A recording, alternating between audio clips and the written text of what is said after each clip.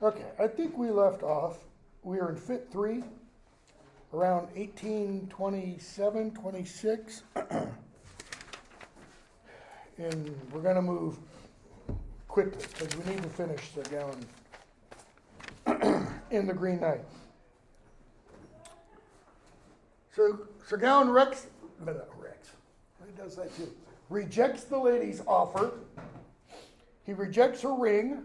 Okay, and she says because you think it's too precious and such. So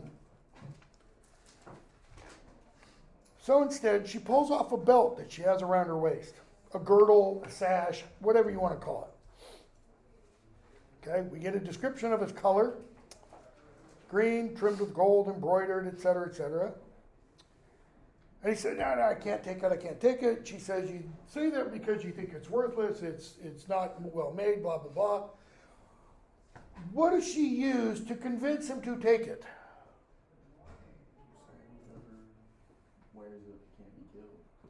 Whoever wears it can't die or can't be killed.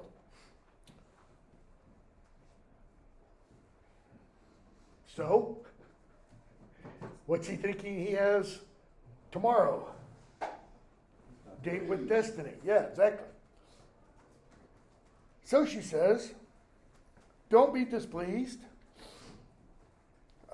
He says, don't be displeased, for I shall never be brought to consent. I'm deeply in your debt. And that's when she goes on and tells him about, what the power of the belt is. Then the knight reflected, line 1855, and it flashed into his mind this would be a godsend for the hazard he must face when he reached the chapel to receive his deserts. Could he escape being killed, the trick would be splendid. Then he suffered her pleading, allowed her to speak. She presses the belt on him, and I think that literally means she walks up and puts it, in his hands or ties it around him.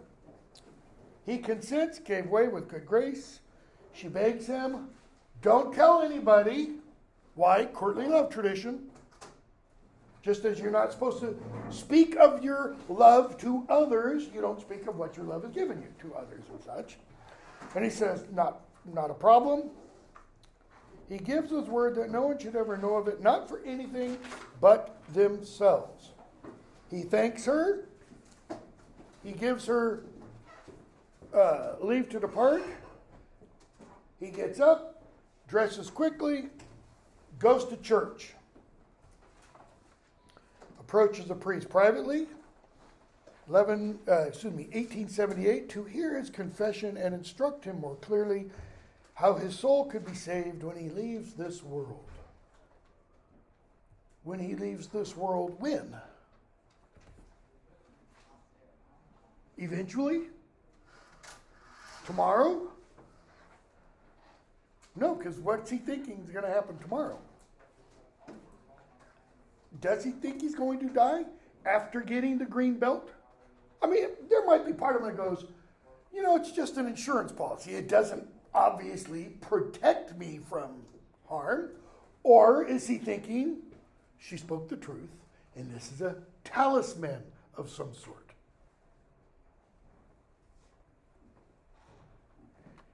He confessed himself honestly and admitted his sins, both the great and the small, begs forgiveness, calls on the priest for absolution.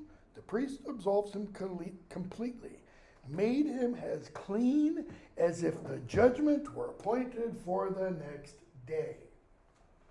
Well, there's a problem there. What's the problem? This is today. Makes him clean as if judgment was tomorrow. What can happen between today and tomorrow? What if he sins again? Catholic doctrine. If he sins again before judgment tomorrow, he needs to be absolved again. He needs to confess that sin again. I mean, this is part of the principle or the idea behind last rites. You absolve that person of their sin before they take their last breath. How many of you have read Hamlet? Okay, some of you have. Hamlet's father's ghost comes to him and says, I was cut off in the full flower of his sins. His brother killed him before he had an opportunity to go to confession. If he'd gone to confession, he would be wiped clean. We're going to hear the Green Knight later tell Sir Gawain, you are absolved.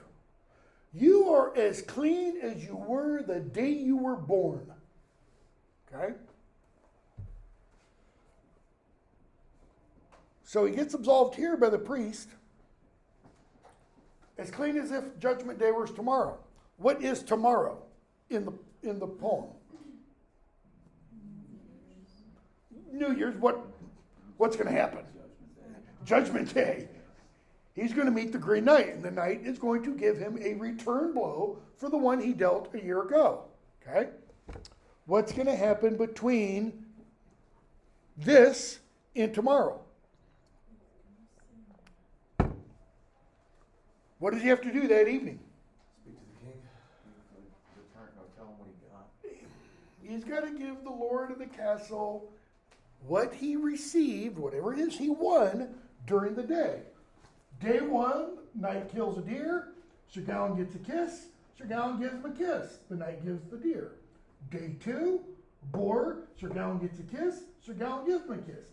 Day three, the Knight goes hunting. Kills a fox. Sir Gawain gets a sash. Sir Gawain gives a kiss. He's gone to church that morning. He's repented of all of his sins up to that point. What can you not do? Catholic doctrine again. Really, any Christian system kind of acknowledges this. What can you not do about the future? Well, definitely you can't see it. You can't confess for the future. You can't say, as is typically shown on TV shows and stuff, Father, forgive me for I am about to sin. No, that won't fly. Because that means, even though I'm asking for your forgiveness now, I'm still going to do this thing. Okay? That we're going to see a couple weeks when we get to the beginning of the Renaissance. That we're going to see is what creates a big problem kind of for Martin Luther and leads to the beginning of the Protestant Reformation. Yes? So this is kind of a side note, but with the Catholic ideas, I guess. Doctrines or, yeah. Yeah. Okay, Sir Gawain takes the sash and he doesn't give it to the king, so that's his sin. But he was absolved from his sins by the priest or whatever. But I thought that was what baptism did. So that when you do sin in the future. Baptism, no, not even there. Baptism, according to the Catholic Church kind of medieval doctrine, baptism prepares you. Baptism, and the reason for infant baptism, Catholic Church, is because I don't think the Catholic Church, I'm almost positive, doesn't still teach this today. If one of you is Catholic, correct me if I'm wrong. Middle Ages, it taught, if a baby is born and is not baptized and dies, that baby goes to hell. End of story. No discussion. Okay? Which is why it was important to baptize a baby relatively soon. And it's usually within a week after birth. Okay? I think it even taught that if a child was stillborn, never took a breath, that child goes to hell. Which is why Dante, in the Divine Comedy, when Dante enters the realm of Hades in the Inferno with Virgil, the very first group that he sees are babies and people who were never baptized, and yet who kind of lived the best they could. The philosophers, Socrates, Plato, Aristotle, etc., etc. Okay, they don't suffer. Well, babies don't. I don't remember. It's been a couple of years since I've taught Divine Comedy. They don't suffer. It's just really boring. All eternity. It's like a mid-August afternoon. What do you want to do? I don't know. What do you want to do? We'll sit here for all eternity because we don't get to do anything else. Okay? Baptism wipes away, so to speak, cleanses you for the preparation of life. And then in the Catholic Church, once one reaches a certain age, 10, 11, 12, 13, you have the process of confirmation. That's where you kind of make that baptism your own. You accept it, you choose it. Okay? Confession is involved. Why? Because you confess everything you've done since your baptism. Prayer of absolution washes away all that sin from when you were baptized, like an 8-day-old can sin, right? Can't. But from then to that point of confirmation, okay? Then, and this is Catholic and Eastern Orthodox kind of belief, you then say confession relatively regularly, and the confession is for every sin you've committed since the last time you said confession. Okay? This is what became a huge problem for Martin Luther, an Augustinian monk, and we'll talk about the Protestant Reformation. Because Luther thought, he'd go to confession, and he'd leave, and he'd start thinking something, and he would sin in his mind. And he's like, damn, I can never be fully absolved. Because as soon as I leave, I'm already thinking sinful thoughts. So I got to go back to confession again, and I spend 5 minutes, and then I leave. There it is again. And he's like, there's a problem with this practice. Okay? And we'll talk about that later. But you can't confess for the future. And this was another thing that gave difficulty for Luther, because people were selling what are called indulgences, which we'll talk about. Can't today because it doesn't really apply to Sir Gawain and the Green Knight. So, he confesses all of his previous sins, seemingly. He's wiped clean, sinless at this point. Okay? Knight comes back, says, hey, look at this cool fox I killed. Yours. And he's like, really? Shoot, I just got another kiss. He gives him a kiss. Okay? And they carry out their terms of their agreement. Next morning, Sir Gawain is given a guide to show him the way to the Green Chapel.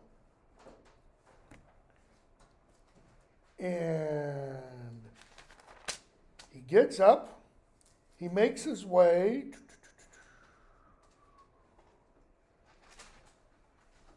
they lower the drawbridge in around 2091 or so. Hold on, let me make sure. Yeah. The guide tells him, I've guided you here, sir, on this day. This is page 279. And now you're not far from that notorious place that you have searched and inquired for so specially. But I shall tell you truly, because I know who you are. You're a man whom I love dearly.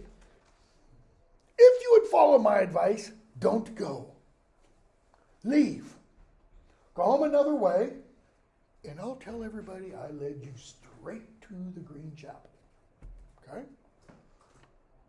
Why? Because the guy who lives at the Green Chapel, 2099, he is powerful and grim and loves dealing blows, and is bigger than any other man upon earth. His body is mightier than the 4 strongest men in Arthur's household, Hector or any other. That is, pick your Arthurian knight or any hero of old. He's stronger than 4 of them put together.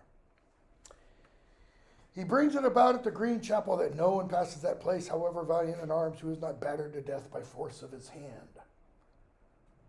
For he is pitiless, doesn't show mercy, whether peasant or churchman, monk or mass priest, because there's a difference between a churchman and a priest who can conduct the mass, okay, or whatever else. This guy does what? He kills them. It's like, hey kid, get off my lawn, and whoever is going by, he kills. So don't go there. Go somewhere else. Sir Gawain replies, many thanks, 2126. Good luck to you, man, who wishes my good, and that you would loyally keep my I believe you. But, however closely you kept it, if I avoided this place, took to my heels in fright, in the way you propose. Okay, so taking to my heels in fright, what is that a long phrase for? What does that long phrase mean? Ran away. I can't help but read this with Monty Python and the Holy Grail in mind. I really wish they had done a version of this, because it would just be epic. Take to my heels in fright, I should be a cowardly knight and could not be excused. But I will go to the chapel, whatever may chance, that is, whatever happens, and discuss with that man whatever matter I please, whether good or ill come of it, as destiny decides. His, skipping 2 lines, his faithful servants, God knows well how to defend. Okay? What does that sound like on Sir Gawain's part? What kind of sentiment has he just expressed?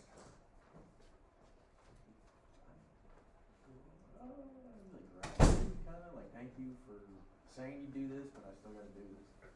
Why? Because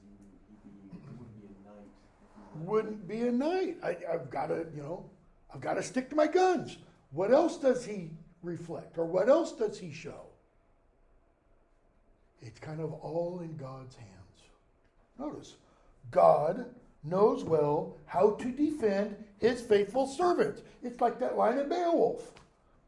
God rules the race of mankind now just as he has always done. It gets repeated in Beowulf. God's in total control. You know that one day, it seems like years ago, I wrote up here on the board, Boethius, Consolation of Philosophy. God controls everything. Okay? Does he really believe it? Lillian? Well, yeah, that's what I was gonna say. Like, how is he so? Like, why is he saying that if he knows that he's not like sinless? Like, if God's like taking care of him. Well, he thinks he is sinless at this point because he went to confession yesterday. Oh. But you started to say but. But what? He took the. And he took it. And he didn't give it. Didn't give it. See, that confession doesn't cover that. Confession does cover taking it.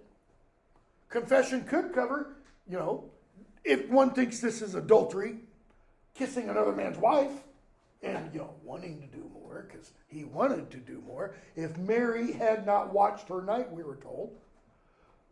But what did he not confess that morning? And if he had confessed it, it wouldn't have mattered because he still followed through. You cannot confess something you're about to do. Okay? My point is, he puts all this wonderful language about trust and faith in God, and what's he have in his back pocket, metaphorically speaking? Not sin. I mean, yeah, kind of. What's insurance? He has an insurance policy. This is his, to use another metaphor, this is his get out of jail card. Because he's wearing the belt. Why is he wearing the belt? Showing lack of faith. If he really had faith, if he truly believed God knows well how to defend his faithful servants, he wouldn't take the sash. So, girdle, sash, belt, like what exactly is this? It's a piece of cloth. We're not told how wide. It's green. It has tassels on the end, and it's edged with gold. That's it.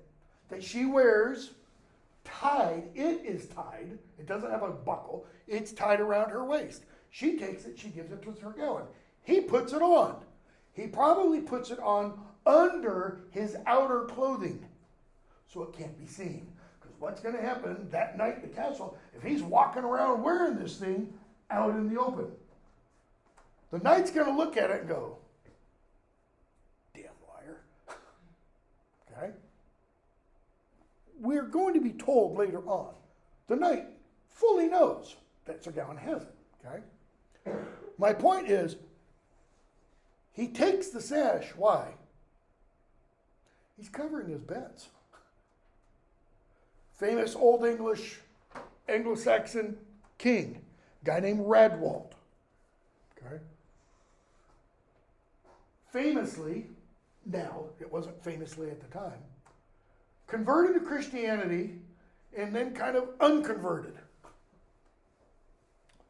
He had set up in his kingdom in East Anglia a Christian church, and right next door, a pagan shrine.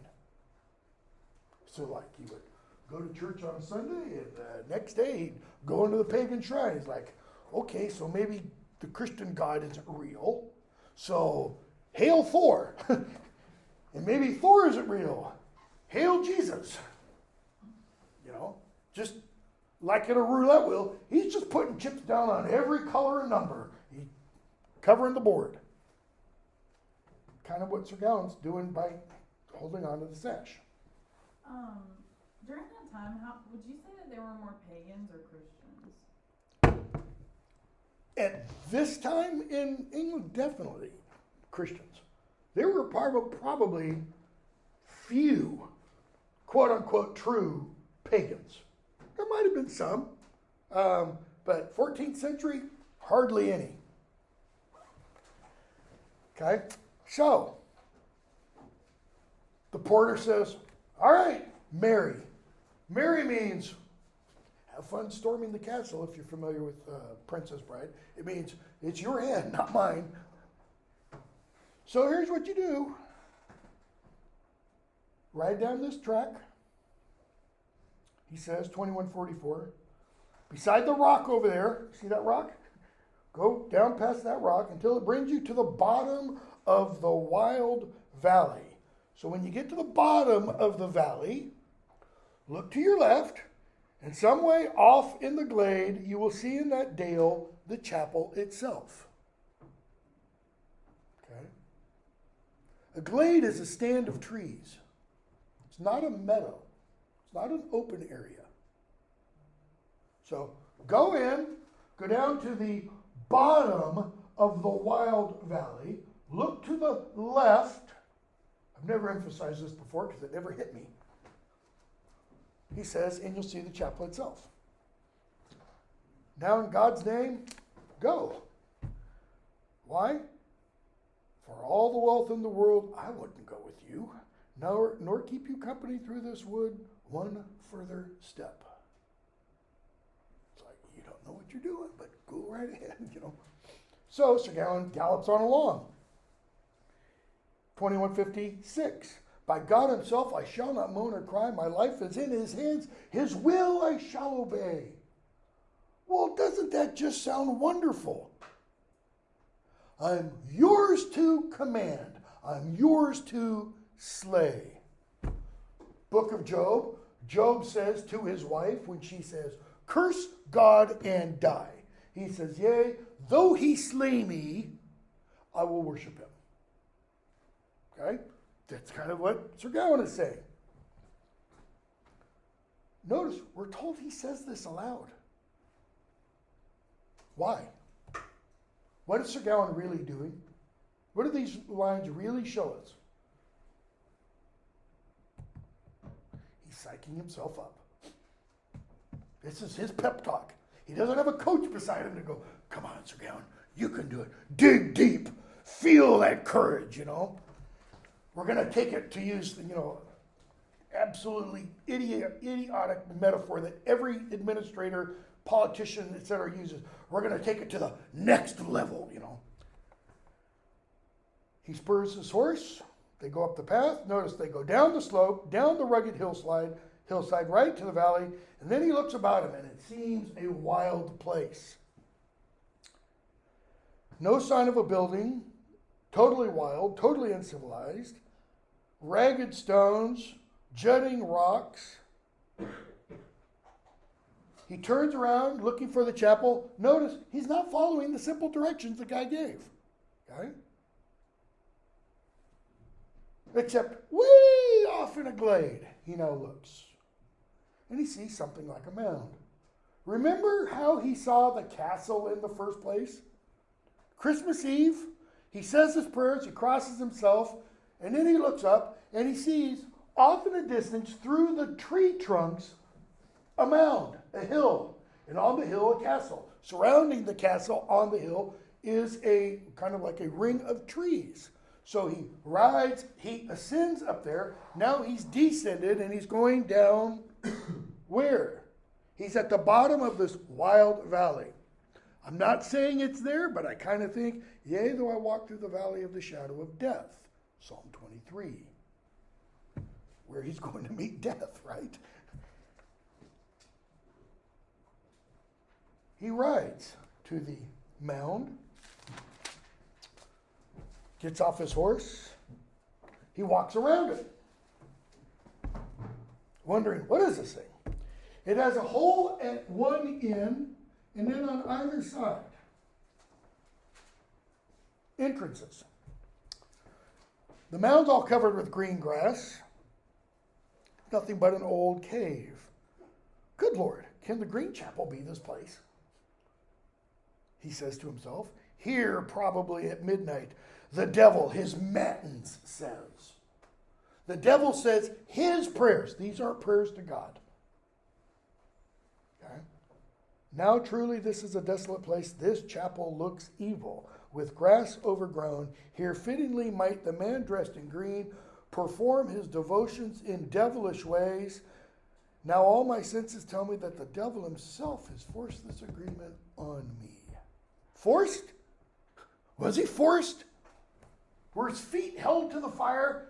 You have to do. He entered into it freely. Okay? Why is he saying all this stuff about the devil?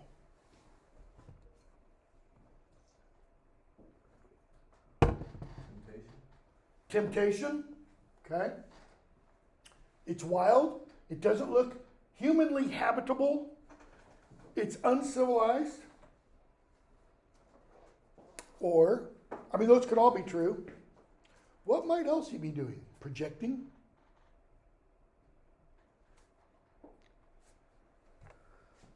This is a chapel of disaster. May ill luck befall it. It is the most damnable church I was ever inside. Is there anything inside it that indicates it is a church that we're told? No signs, no crosses, no images of Mary, etc., etc. But the knight, the Green Knight, called it a chapel. A chapel is a place for religious devotion, for religious services. It's not a full-blown church. It's a smaller version of it. Some people, had chapels in their homes. Go to some place like Westminster Cathedral in the heart of London, and you've got all kinds of little chapels off to the side of the main nave and high altar. They're called lady chapels, where ladies would go and say prayers to, maybe devoted to a particular saint, okay? Or where a queen or princess would. Okay, so he keeps going on. He has his helmet on, he has his lance in his hand, he rides across, and once he gets up on the top of the mound, he hears a noise. A deafening noise. As if someone with a grindstone were sharpening a scythe. This isn't grindstone, a little stone that you can hold in your hand. This is a big, probably a wheel, about 4 or 5 feet in diameter, that you would sit on something and pedal it so that the wheel turns. It's made out of stone. And that sound would be like... Okay? I used to love to do this when we had blackboards, because I could draw my fingernails on it and it would be pretty much the sound of sharpening steel. It's not a pleasant sound.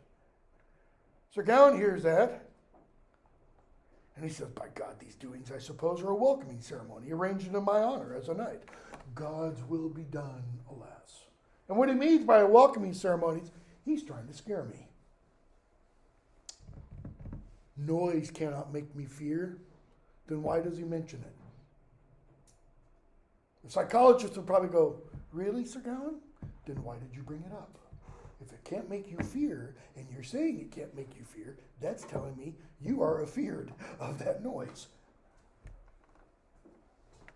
So he stands up there and he yells out, who is master of this place to keep tryst with me? For now is good Gawain waiting right here. If anyone wants something, let him hurry here fast, either now or never to settle his affairs. In other words, I'm here, it's New Year's, you've got 10 seconds, 9, 8, 7, 6, why? I showed up, you're not here, I'm leaving. Wait. It's like he finishes, stop, just hold on. I'll be ready in a few minutes. You got to say, if nothing else about the Green Knight, the guy understands presence and presentation and how to make an entrance, you know. And he bursts out of a hole in the ground.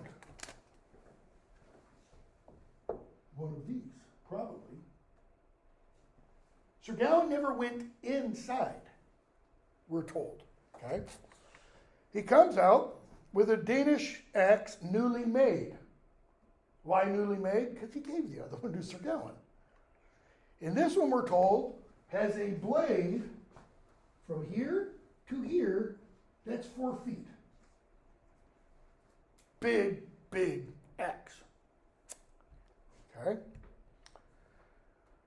He sets the handle on the ground, he walks beside it, comes to the stream, hops over the stream, and he says, Gawain, may God protect you.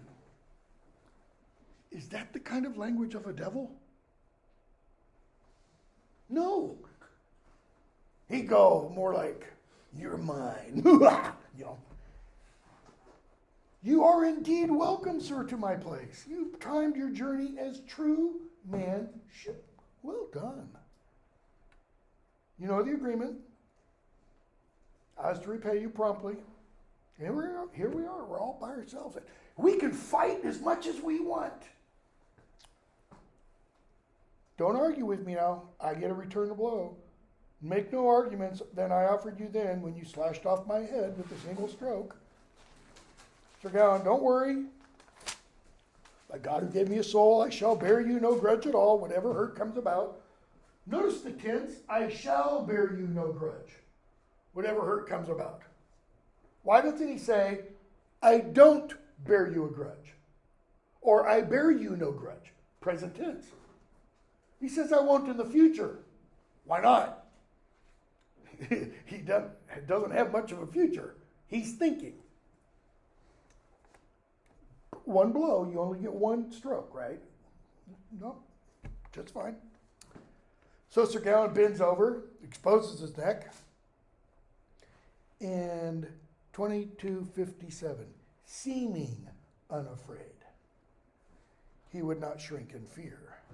Seeming, it's that subjunctive verb again, indicates a condition contrary to fact. So the Green Knight gets up, takes his big old axe, swings it like he's, going for a grand slam. And just as he does, Sir Gawain is bent over and he does this. What happens when you hunch your shoulders? What do I no longer have in the back? A neck. There's no target to hit.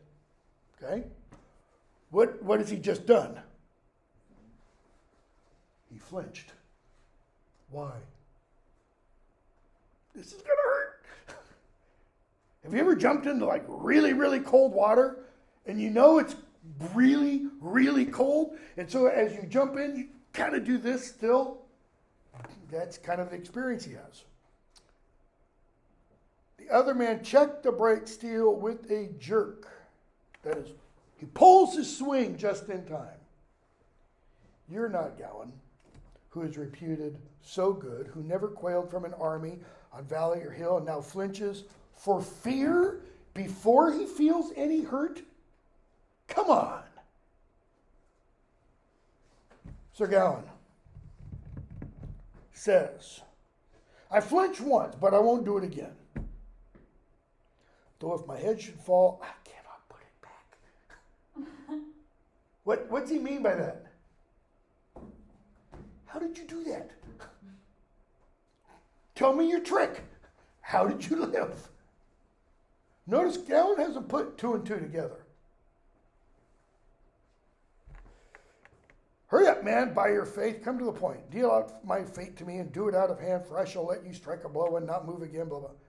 The knight says, all right, have at you. That is, take the position. Get ready. Here it comes. It's going to be a biggie. And he swings and feints. Doesn't fall over, passed out. He fakes a swing. Why? He's going to check him. Make sure he doesn't flinch again. He goes, well, okay, now that you have your courage back, now that you have found courage, it is time for the blow. Now may the order of knighthood given you by Arthur preserve you and your neck this time, if it has power. Notice, if it, the order of knighthood given you by Arthur, all your codes of chivalry and all that stuff. Strike away, you fierce man, you. It's like, ooh, those are fighting words.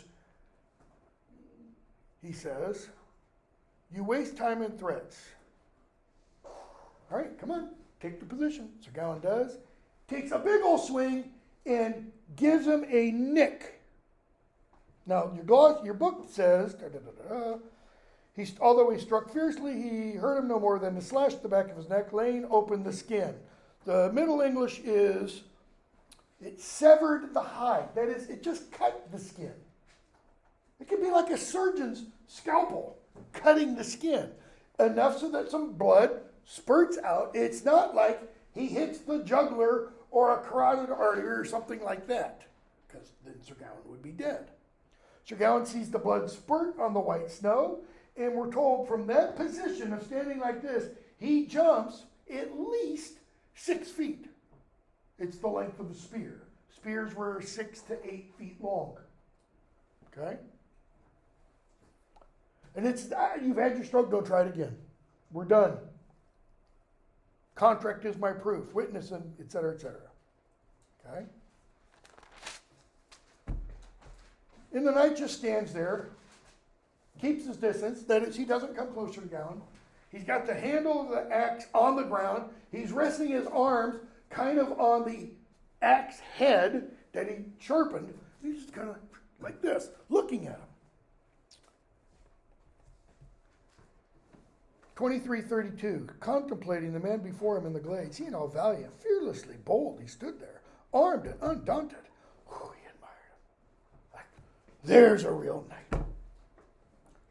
Don't act so wrathfully. That is, don't be upset. Why are you so angry? What's wrong? Come on, Sir Gawain.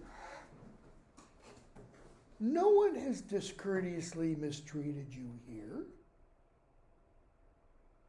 Does he say, no one has been discourteously mistreated here? No. He says, no one has discourteously treated you here. You've been treated with all the rules of courtesy. The reason I said he doesn't say, no one has been discourteously treated here is because the knight has been discourteously treated or acted contrary to the covenant sworn at the king's court. I let you take a whack at me. You tried to kill me. I took a whack at you. I didn't try to kill you. I free you from the rest of all other obligations. Back up. I promised you a blow. You have it. Think yourself well paid. And then he says the comment about obligations. Sir Gawain's got to thinking, what other obligations? Goes back to a year ago. Let's see, what did we talk about? Am I forgetting something I was obliged to do? No. First, I free you from the rest of all other obligations. Had I been more dexterous, line 2343, maybe I could have dealt you more spitefully, a more spiteful blow to have roused your anger. Notice, had I been more dexterous, the word that is used in describing the pentangle to describe Sir Gawain's 5 fingers. He doesn't lose his dexterity, that is, his ability to use them. The knight is saying, if I had been more handy, maybe I could have given you a worse blow. To have done what? To have roused your anger. That is, that would have caused this outburst of anger that you have. No. Here's what I did. First, I threatened you playfully with a pretense and avoided giving you a gash. Doing so rightly because of the agreement we made on the first night. Put yourself in Sir Gawain's shoes. What do you immediately think? What? What first night? What other time has Sir Gawain seen the Green Knight? A year ago. Is Sir Gawain smart enough to go, oh, I see what's going on now? I'm not sure. I think maybe what he said about being the dumbest one at Camelot might be true. When you faithfully and truly kept your pledged word, gave me all your winnings, as an honest man should. That other feint, the second one, he says, I gave you for the next day, when you kissed my lovely wife and gave me those kisses. For both occasions, I aimed at you to your mock blows without harm. True man must pay back truly, then he need nothing fear. You failed me the third time, and took that blow, therefore. Third time. You cheated me. What did he say as part of the agreement for the third day? Third time's throw.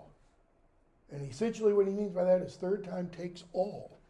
Third time really shows who you are, Sir Gawain. And he screwed up. Where did my belt you were wearing? That same woven girdle, my own wife gave it to you. I know well in truth. And Sir Gawain is scrambling about, trying to pick up his jaw at this point, because he's like, what? I know all about your kisses, your courteous manners, and my wife's wooing of you. I arranged it myself. I sent her to test you. What did the knight say on the second night? I've tested you twice. You've proved true. And to me, truly, you seem one of the most perfect men who ever walked the earth. As pearls more valuable than a white pea, so is Sir Gawain in all truth before other fair knights. Only here you fell a little. That is, your fall is small, Sir Gawain. Your sin is slight. How so?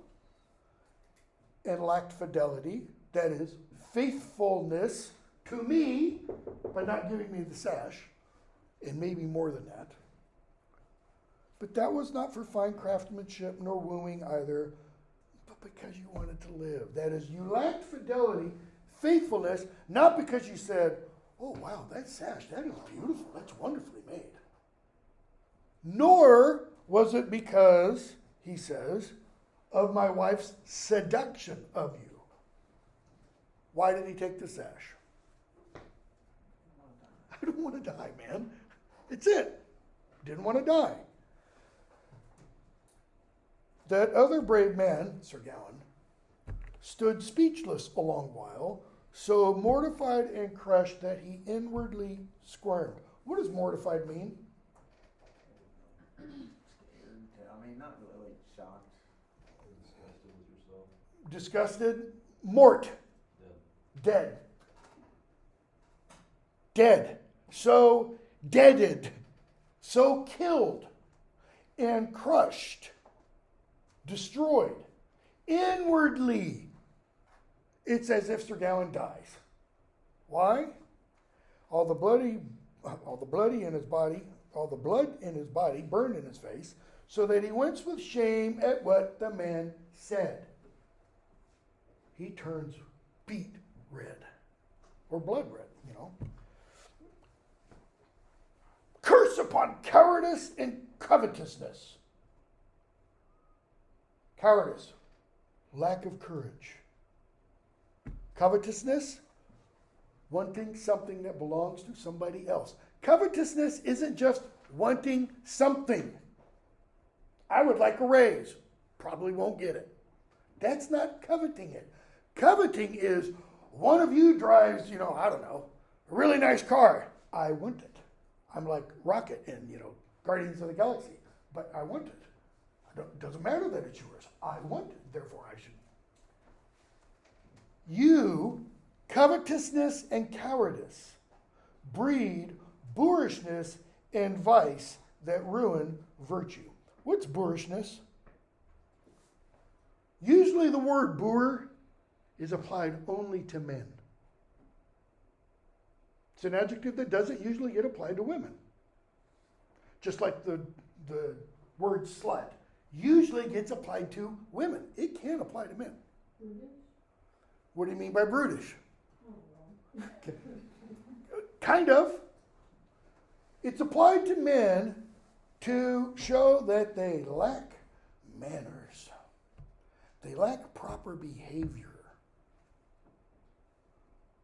A man acts like a boor if he, goes out on a date and immediately makes vast assumptions about that date. Okay? Going to get sex or whatever. So he says, boorishness and vice that ruin virtue. So covetousness and cowardice breed unmannerly behavior, discourteous behavior, and vice. What's vice? It's the exact opposite of virtues. A weakness. Okay? But it's more than a weakness, because vices are always chosen. Habits of sin.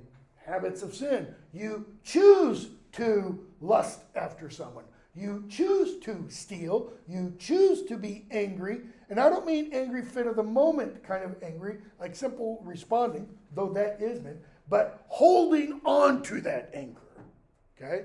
You choose to steal. You choose to lie. Those are all choices that are made.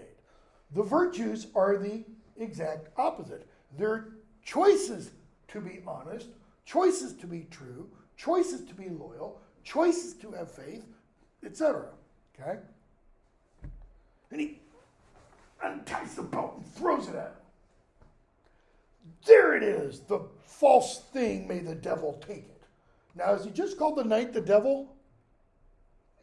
He kind of in one sense, because he threw it at him and said, may the devil take it.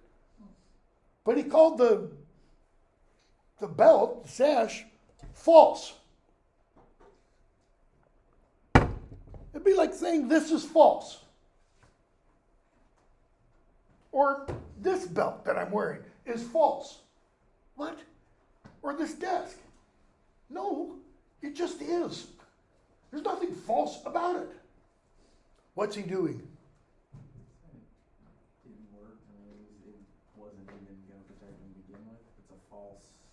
Is that what it means?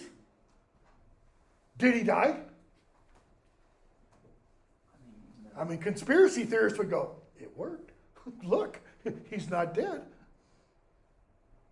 My point is, the sash itself is neither true nor false. It is simply an object. Truth and falsehood have to do where. Those are ideas we have about. Not, it's like saying this is false, or this is true, or where'd that other one go? True, false. If I came in and asked one of you, Does one of you have a true pen? You probably go, what the is wrong with Sherman? More so than usual. What do you mean? Is that a pen that only writes truly? It only writes true? Harry Potter, maybe, but not in our world, okay? For fear of your blow taught me cowardice. To give way to covetousness, be false to my nature, the generosity and fidelity expected of knights. Now, we could literally spend a couple of weeks just talking about those 4 lines, but we don't have more than a couple of minutes. Fear of your blow taught me cowardice. That is, I learned cowardice from what? Fearing his blow. Which came first? The fear or the cowardice? He says fear came first. But wait, I thought he was fearless. Courage is what? Is courage a lack of fear? Is bravery the lack of fear? No, it's not. Bravery is saying, I'm scared.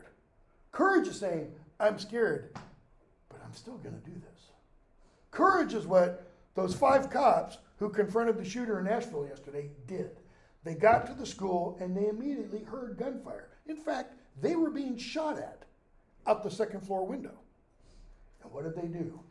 They didn't do what the Uvalde cops did. They didn't do what the Parkland, Florida cops did. They didn't park and wait. They ran to the shooting. Probably thinking, I could get killed. I won't see my wife, children, whatever, later. But they ran to it.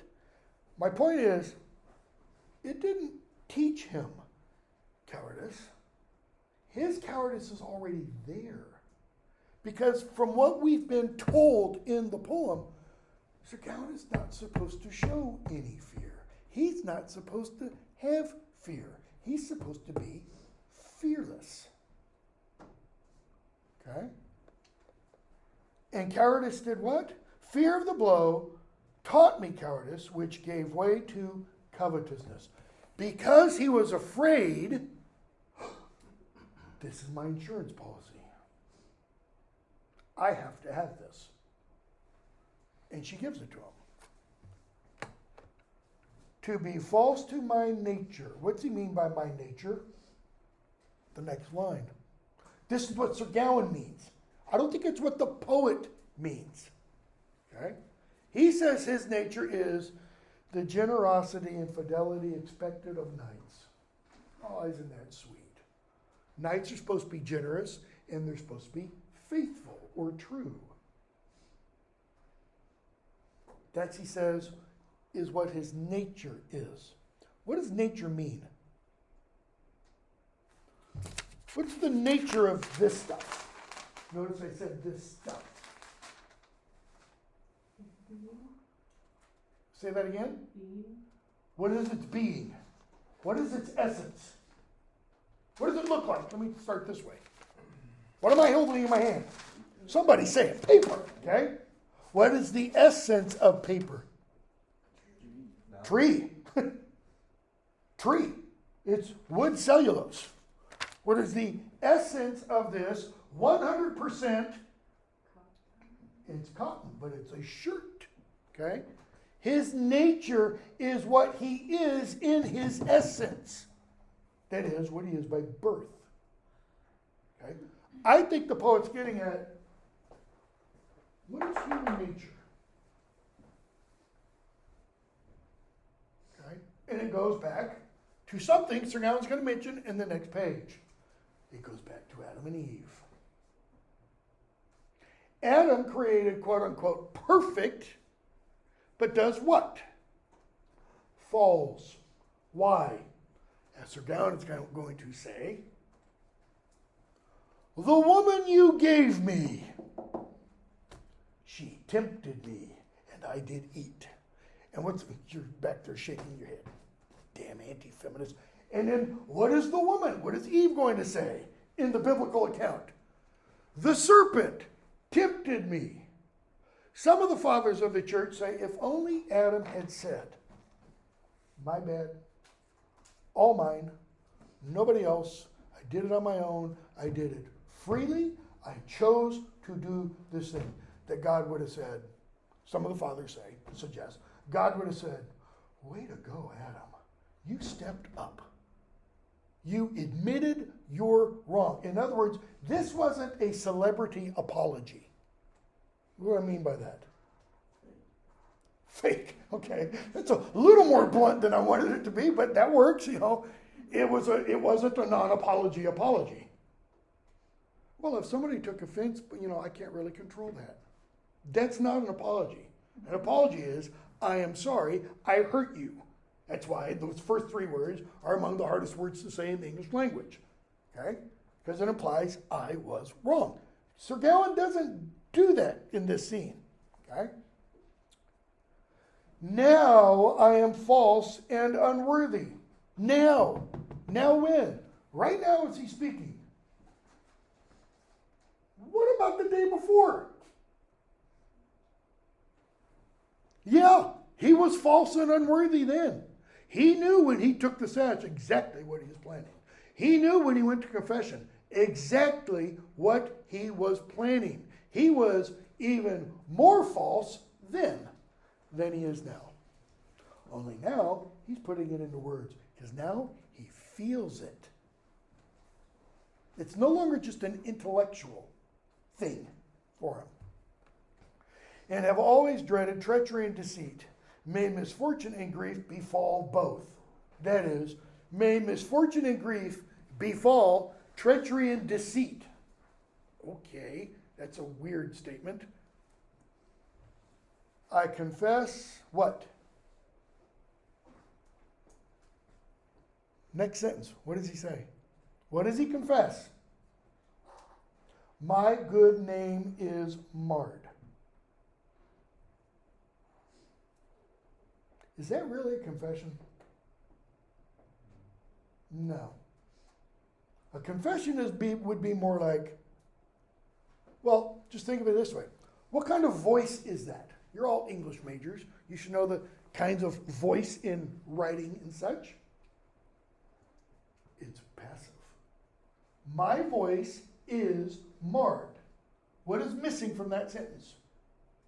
An agent. Journalists do this famously. An SUV plowed into a group of school children. Really? All by itself? It just got up one morning and thought, you know, I'm going to run down a bunch of kids today. No. Every time that happens, there's what? There's a driver in that car. It is a person driving an SUV mowed down. You know, it'd be like saying what happened in Nashville yesterday. 2 AR-style rifles went into this Christian school and shot up the place. Like, on their own? Just floated through the building and, oh, look. No. It's missing the agency. It would be a confession if he said, Sir, I humbly confess, I marred my good name. Because he's not taking responsibility in that line. Okay, in that line. I'm not saying anywhere else. And what else has he just said? My good name. Sounds like he's complaining. Okay. Feeling sorry for himself, kind of. Say that again. Feeling sorry for himself. He's feeling sorry for himself. He's been told since he's been there about how he's the perfect knight and he just failed all of that. The pentangle, it's just, thread on the ground. It's just been totally unwoven. It's a bunch of BS. But Sir Gawain, notice, the first part of his confession, my good name. He's still holding on to that. Holding on to what? It's like he's been reading, to use your example, his good name. He's been reading his press clippings. Sir Gawain did this, Sir Gawain did that, and he's like, well, people still know me. I've still got a good reputation. No. Catholic Orthodox sense of confession is you acknowledge something about yourself. your utter nothingness. St. Paul's, I am the chief of sinners. Total abasement. It's Christ on the cross. Total emptying. I'm not saying Christ was confessing. Total emptying of self. Denial of self. Okay? Let me regain your trust. Next time, I'll be on guard. It's almost like he's saying, double or nothing? Can we do it again? This time I promise, I won't flinch. And I won't cheat. The other man laughs.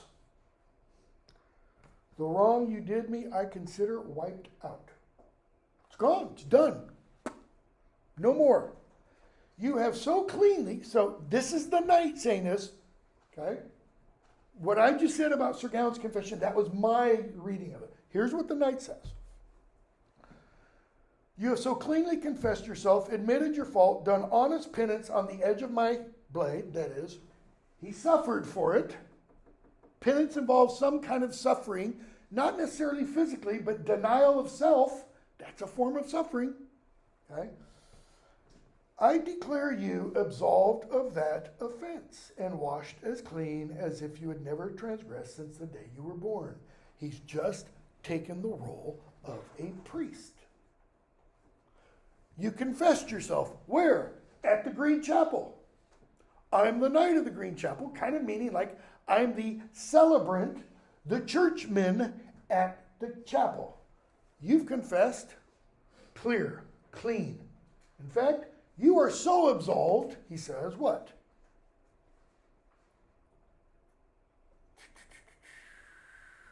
Washed as clean as if you had never transgressed since the day you were born. Every confession that a Catholic goes to,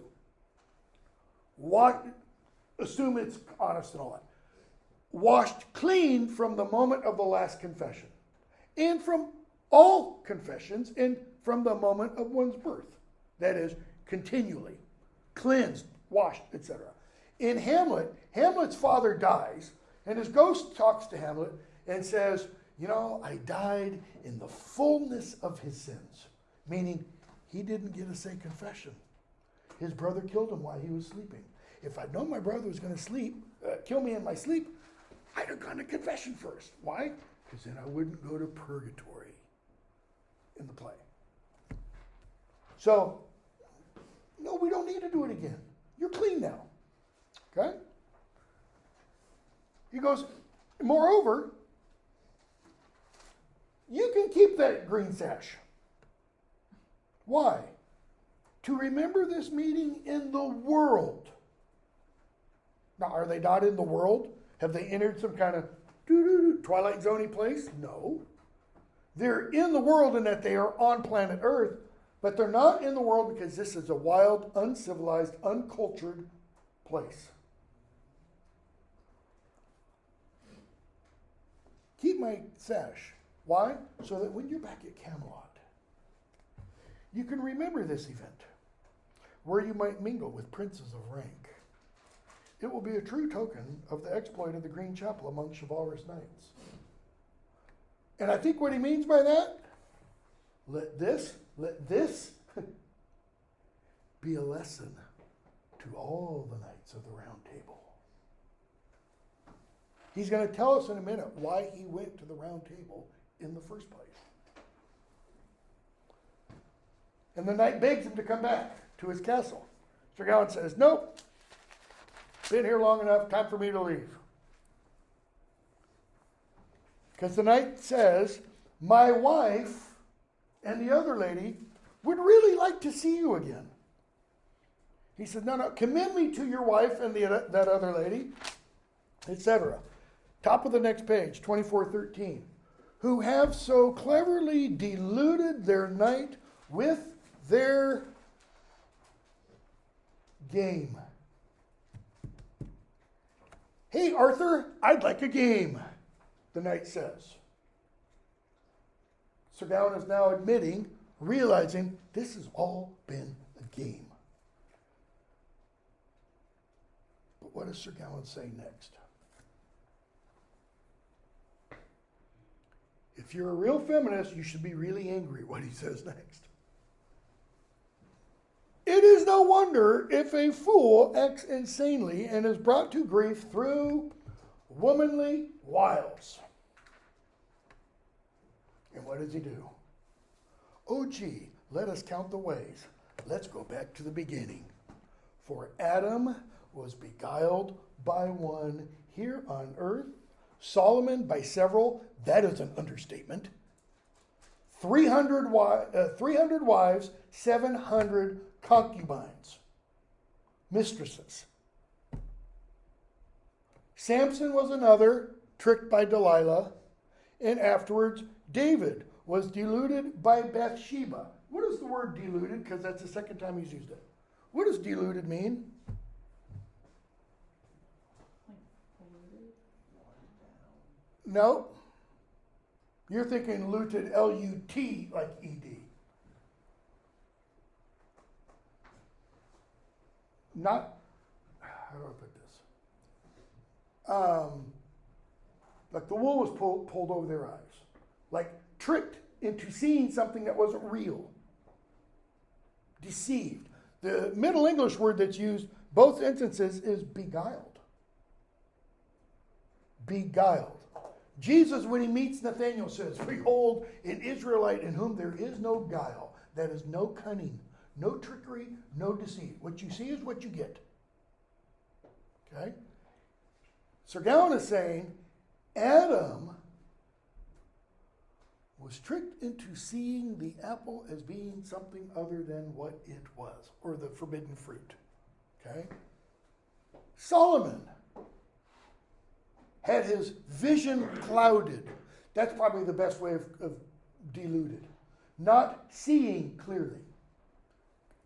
Illusion, light, it refers to that. Yes? If they're using that as a translation for beguiled, what exactly does the word mean in 24:25 where they actually translate it into beguiled? It means the same thing, because beguiled is also used 24:16. For so was Adam beguiled, etc. It just has a different spelling. I was wondering if there's a significant difference. The bewild, that's just a spelling variation. Yeah. But one of these women, or groups of women, is not like the others. Which one? Anybody know? Biblical story is different. Eve. According to the Genesis story, Eve did tempt Adam. According to the story in Judges about Samson and Delilah, she did tempt Samson. According to 1st, 2nd, whatever, Chronicles, Solomon was tricked. Bathsheba. Story of David and Bathsheba. Bathsheba is innocent. Bathsheba didn't walk out on her roof to take a bath, look up at, according to the account in the Bible, look up at David on a building higher than hers, take her robe off, shimmy and flash herself with a sign saying, come get me. Nothing like that. According to the account, she was out on her roof taking a bath. And the implication is natural, normal thing to do. That's where the pool of water was, like a tub, like a ceramic tub. Okay? And David goes out on his balcony and goes, that's a mighty fine woman. He sends for her. She's brought to his palace. They have sex. The implication, I'm not saying it explicitly says this. It's implied that it's not entirely consensual. Okay? And then what does he do? He sends her husband, who's a captain in his army, to the hottest part of the hottest battle. For one reason, to kill him. She gets pregnant, the baby dies. God's judgment, right? That's entirely on David. That is all on David. That's the difference in these three stories, interestingly. Yes. Does it say if Bathsheba like mourns the loss of that child? Oh, yeah. Yep. And then Solomon is born, who turns out good at the beginning. Prays for God for wisdom. God gives him wisdom. And then he goes, you know what, crazy. I mean, 300 wives, 700 mistresses. Okay? It's interesting that David is mentioned here. Why? Within the biblical tradition, David is the model for true repentance. He also, Not like Sir Gawain. Yeah? I was going to say, he also resembled Gawain at this point because he faced a much larger foe. Yeah, I mean, when he fought Goliath and such, but in that story, David was much, much younger. I mean, when David sleeps with Bathsheba, he's already married. He's with more than one wife, okay? It was allowed at that point. He's got more than one wife. When he kills Goliath, he's like 12 or 13 years old, which is why Michelangelo's statue, the David, one of the greatest works of art in the world, biblically per se, it's inaccurate. Because David would have been a scrawny kid at 12 or 13 years old. He wouldn't have been this ideal of, male/masculine beauty and such. But my point is, he finishes with David and Bathsheba, but it's kind of interesting because David really repented. Really, he begged God for a new heart. He begged God for a new spirit. He didn't say, well, my name's still pretty good. He said, I am nothing. Okay? So, Sir Gawain says, but I will keep the belt. Why? Because I'll remember it. That is, the belt will make me remember what happened here. He says, not because of its, workmanship, craftsmanship, etc. He says, I'll look at it often, 24:33, as a sign of my failing. When I ride in triumph, I will recall with remorse the corruption and frailty of the perverse flesh, how quick it is to pick up blotches of sin. See, when he says how corrupt, the corruption and frailty of the perverse flesh, I think the poet is suggesting, Sir Gawain, he's close to understanding fallen human nature. That it is our nature to sin. Okay? Try as much as we try not to. But then he says, how quick it is, perverse flesh, to pick up blotches of sin. Pick up sounds like you're just riding on along and all of a sudden sin jumps at you. And you get, ooh, look, there's sin on me. I need to clean it off. A glance at this will humble my heart. When his pride rises up. See, that kind of gets back to this. He realizes, because everybody praises me, what's going to happen? My pride is going to grow. And I'll look at this and I'll go, not so fast. Don't believe it. And so there's this tension between thinking I'm hot stuff. No, I'm not. Yes, no, I'm not. Yes, no, I'm not. And he's stuck. Why? Because I think the poet wants the audience to go, there but for the grace of God, you are like Sir Gawain. You also will fall into this. Okay? So the knight talks to him. When Sir Gawain says, but one thing, I gotta go, but what's your real name? Please? Oh, I'll tell you that. 24:45. Bergelac of Haute Desert. The name means the green lake by the high desert. And all kinds of scholars in the 19th and early part of the 20th century were getting out topographical maps and going on walking tours in the northwest parts of England, around the Lake District in Wales, trying to find a green lake by a high desert. That is, water that looked green rather than blue. We kind of think algae. By a high, nobody ever found one. Why? It's fiction, folks. Crazy what people do. And he goes on. And it's through the power of Morgan Le Fay, who lives under my roof, and her skill in learning, well taught in magic arts, that he is the way he is now. Who's Morgan Le Fay? Arthur's sister. Arthur's half-sister, which the knight tells us. What else? Goddess, he tells us. Celtic goddess. Lover of Merlin, from whom she learned her mystic / occult arts. Okay? For she had love dealings at an earlier time with that accomplished scholar that is Merlin. As all your knights know, in other words, go back home, Gowan. Talk to the other knights. They'll tell you all about Morgan. Okay? Morgan the goddess, etc., etc. She sent me in the shape to your splendid hall for multiple purposes, and he tells us what they are. To make, notice he says, to your splendid hall. It's not Sir Gawain's, it's Arthur's. So what does he mean by your? Your collectively. The Knights of the Round Table, to Camelot. To make trial of your Arthurian knight's pride, and to judge the truth of the great reputation attached to the Round Table. Are you guys as great as everyone says you are?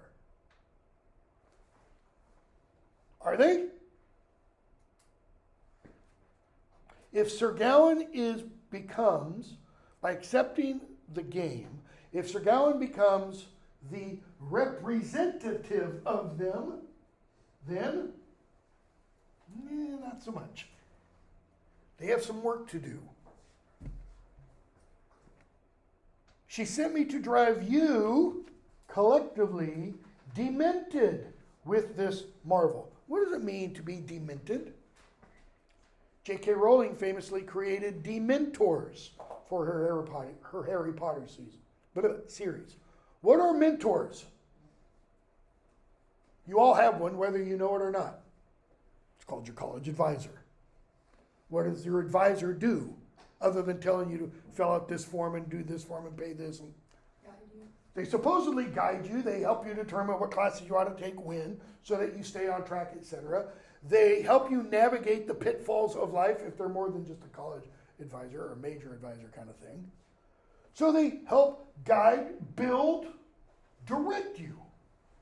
So what does a de-mentor do? What does it mean to become demented? Unguided, unfocused, unled, unminded. Crazy, in other words. What else? So, to try your pride, to test your pride, and the reputation, to make you crazy, to terrify Guinevere, to what extent? Kill her. Okay, a little severe, most of us would say. Why does Morgan Le Fay want to kill Guinevere? She tempts the whole round table. Well, in one sense, maybe. But Morgan Le Fay's not this great, moral paradigm by any means, or paragon. She's jealous. See, Morgan is not only Arthur's half-sister, but in a variety of tales, she's also his lover. It's Morgan, it's Morgan who has Arthur's son, also his nephew, Mordred, who ends up becoming his killer. Okay, all kinds of stuff going on there. Everybody thought, Oedipus had it bad. Phew. Oedipus and Arthur. Okay? And he goes on and talks about how she is Arthur's half-sister and such, and that, in fact, she's also what? To Sir Gawain. If Arthur, we were told at the beginning, is Sir Gawain's uncle, then that makes Morgan Le Fay Sir Gawain's aunt. He's probably going, ew, splotch. Can I wipe that off in some way? So he gets on his horse. He rides back to Camelot. 2485 and following.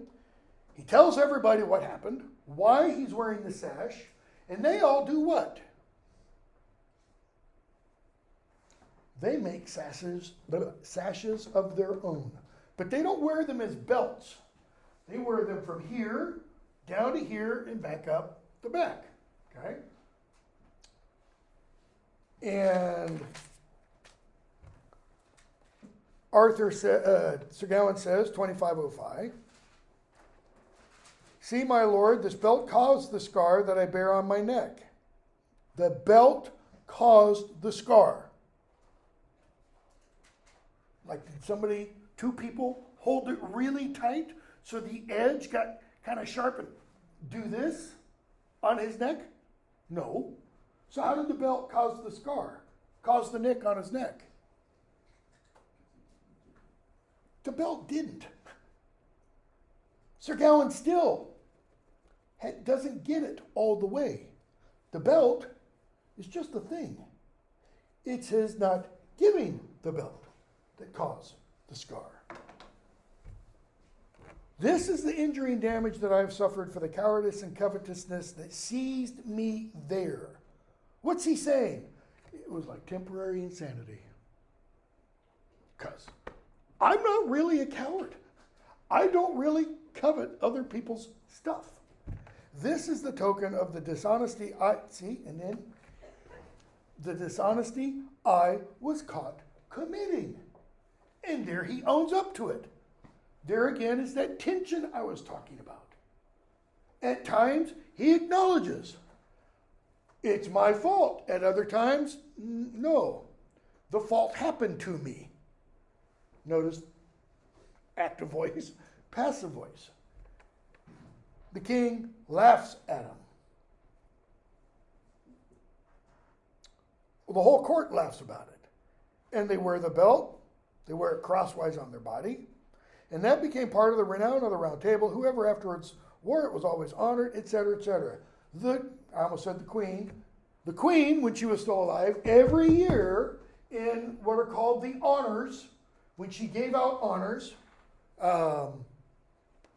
new people would be inducted into the Order of the Garter. That's this garter that has inscribed on it the words at the end of the poem. All right?